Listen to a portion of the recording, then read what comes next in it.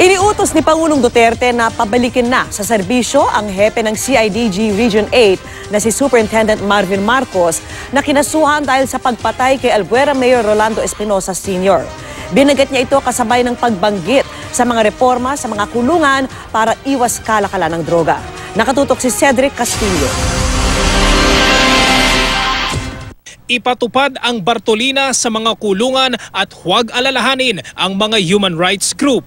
Ito ang sinabi ni Pangulong Duterte sa kanyang pagdalo sa 26th anniversary ng Bureau of Jail Management and Penology o BJMP. Kasunod ng ulat ng Department of Justice na di umano'y nagbalik ang drug trade sa loob ng New Bilibid Prison. Sinabi ng Pangulo na epektibong paraan ang Bartolina para wala ng komunikasyon sa labas ng kulungan ang mga involved sa drug trade. The only thing that we have to do is cut him off from the rest of the world.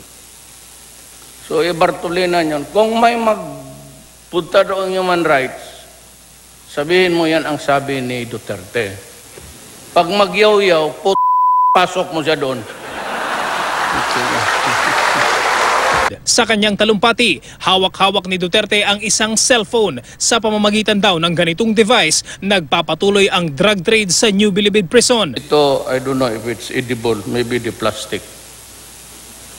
Pag may nakita pa ako, hindi ako, pag umpisa ko, pag may nakita akong plastic dyan, yun ang kakainin mo sa araw na yan. Wala kang konsumong kanin. Ito, kaya pirituhin mo o inununan, bahala ka. Basta you will eat it. I will institute the reforms after all my troubles.